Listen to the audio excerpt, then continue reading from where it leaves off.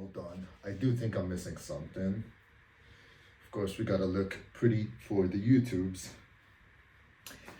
Yes, sir. So welcome back, guys, to a brand new video on my humble channel. Wow, it's been a minute, 2 weeks to be exact, since that last East versus West. And we did grow from it. We went from 2 subs to 22, which is, I guess, a little bit less pathetic. But it did cost me 2 copyright strikes from Engen, but you know, it is what it is. In hindsight, it was probably a little bit of a sloppy decision, but I did not know Engen was going to be that harsh on copyright strikes, but I guess it's his event, his right. But we have about 70 something days till these 2 copyright strikes are, you know, how do you say it? Until these 2 copyright strikes are gone, let's just go with that. Today we're going to be talking about something a little bit different. My top 10 arm wrestlers at the moment as of May 2023. I'm going to be doing a video like this perhaps every 2 to 3 months, because in the world of arm wrestling, everything changes very, very fast. I mean, the rankings are just going all over the place, except for the top 2. These have been pretty stable for the last maybe year and a half. So, I mean, that first place spot has been to the king, Levon Saginashvili, for a bit. You know, it's been probably since 2017 where he hasn't conceded a round. Well, he hasn't been pinned since 2017, but he's actually lost 2 rounds to Hermes Gasparini. Okay, so I think that goes without saying. So that number 1 spot is Levon Saginashvili. Wow, what can I say that hasn't been said about Levon? For that 2012, he's been just climbing in the strength ladder until his hand is, you know, uneven movable. And now his arm is kind of back up to the same level now, which means he has the strongest biceps and the strongest forearm and hand in arm wrestling history. I am convinced. He did a 165 curl for a single, which is insane. And he did it a lot less sloppy than Denis Blinkov did 170. So I think that puts Levon at an undeniable number 1 spot. Now, to the number 2 spot, the Italian gladiator, the underdog in this field, so to say, Hermes Gasparini. When you take a super fast, super polished, lightweight arm wrestler, talented, with a family of arm wrestlers, and you feed him until he gets up to 140 kilo, or 130 something to be exact, that's what you get. You get an Italian gladiator, Hermes Gasparini. Very, very dangerous. I mean, he looks, in most of his practices against, you know, not Levon, he looks pretty much just as strong as Levon. Even the people who are weaker, like Larry Wheels, and anyone who faces him are just jaw dropped. They say you feel exactly like him. And that's an insane strength level to get to. Basically, you could just cup and do this to all your opponents, which is absolutely insane. Now, to the number 3 spot. This is where it gets a little bit exciting, because the top 2 are pretty solidified. From 3 to 10, however, it's just basically guesses. I'm going to do my best, and I'm going to explain why I put everyone in their place. Now, 3rd official ranking is Jerry Kadovet. It kind of makes sense because he beat Gennady Figvinio's in the number 4th official ranking spot. However, I definitely do not think that Jerry is in the number 4. I mean, automatically, just by seeing what happened with Rivas and Dave Chafee, there is no way I can confidently put Jerry above Rivas or above even Gennady. I think styles make matches in arm wrestling, and I definitely do think that Gennady did not make the right technical choices. I think if Gennady just shoved everything forward from the get-go, it would have been all over. But, you know, I wasn't there. He's been doing this for, I don't fucking know, a lot, like 13 years minimum, Gennady. So if he couldn't do it, he most likely did not feel access to that position. I would honestly say a more accurate 3rd place for me is Artem Murazov. Although Artem right now has not been super active, I think his last showing was against Rivas in East versus West 4 or 5, if I'm not mistaken. Based on his showing against Rivas that day, he basically swept Rivas. And of course, Rivas, he did improve a lot, but he's still the same guy. I do think he could probably put up a better fight against Artem Murazov.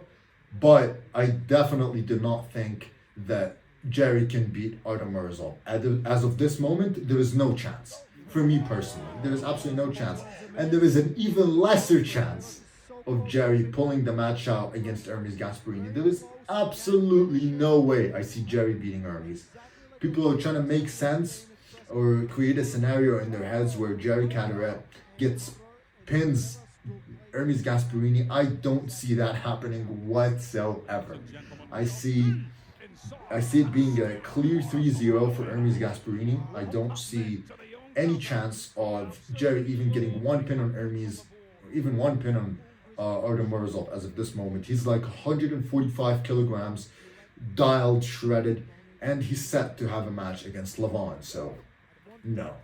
So, in the number 4 spot, I would have put Devon Larratt as of 2 weeks ago, but after his match with Gennady Golovkin, it was a little bit controversial. Devon, if he had not gotten that foul, maybe would have won. And at the same time, the referee was a little bit sus because at the same second, Gennady lifted his elbow as well. So, it should have been a coincidental foul or a simultaneous foul, and it should not have been called and just restarted.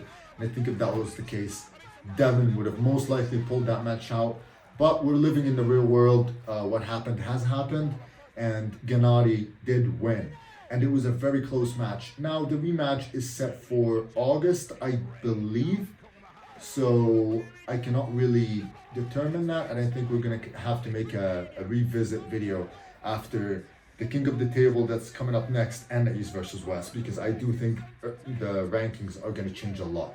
However, as of this moment, I put Gennady Golovkin in the 4th spot. I think he put a great showing against Devon, and he earns his place.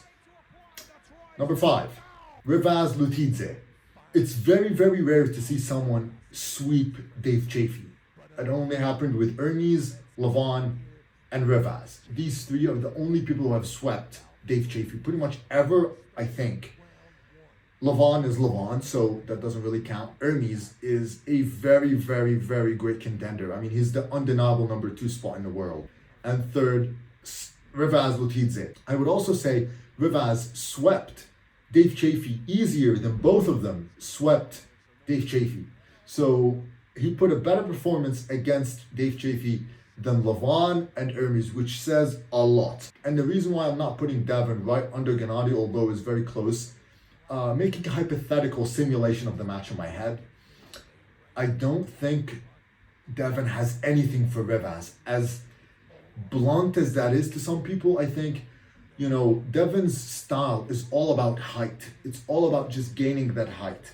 And seeing the match of Rivaz versus Michael Todd, Rivaz's arm is insanely long. It basically looks just as long as Vitali's arm, maybe a little bit shorter. So, and he looks very, very strong. So I don't think Devon is going to be able to put a lot of resistance against Rivaz Lutidze, but that's a hypothetical match. But I do think after that showing, I think Rivaz deserves a very, very good number 5 spot. I can even potentially make the case of Rivaz Lutidze versus being higher than Gennady, which is, a little bit of a sketchy case because they're the Georgian team. They've probably practiced and trained with each other, so I'm not sure if there is a recent video out actually proving or disproving that, but I haven't seen that as of recently. And I do think Artem Morozov is a pretty favorite 3rd place. So, number 6. Who's in number 6 spot? I put Devon Larratt. Now, Devon Larratt, I think his pedigree is pretty high. I think he talks a bit more than he shows, which is, the characteristic of a social media guy. I mean, he built his entire business and livelihood off trash talk. And I think a big part of any sport is just entertainment. Entertainment is huge. If you're not entertaining, really, you're not going to grow the sport. And there is no one who does better mind games, better trash talk than Devon Larratt. Managed to get in the heads pretty much of all his competitors. I have not seen a competitor who went up against him and has not been either frustrated or changed his game plan because of I would probably say the guy that put the best mental strength barrier against him is probably Evgeny Prudnik. Everyone just seemed kind of pissed and, in their heads a bit. But I did not see Prudnik that way. Prudnik was chill. He was singing. He was, even flipping Devin in the press conference. So it is what it is. So I think that's why I put Devin Larratt in the 6th spot. 7th place, I put Denis Saplinkov. Of course, this one is a very big wild card.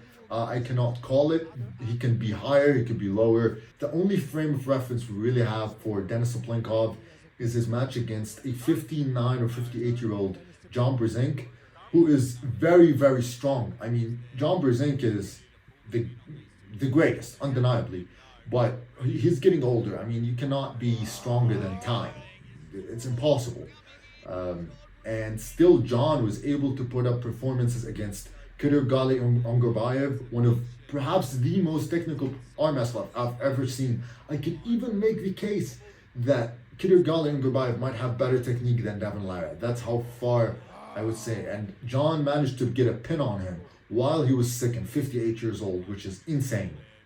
But still, Denis came out on top with a 6-0 sweep. But I don't think that tells the exact story of the super heavyweights. I mean, Devin swept John Brzenk as well, and he's not really in the top 5, in my humble opinion, in the super heavyweights. So it's a little bit of a hard tell to see where Denis is exactly at.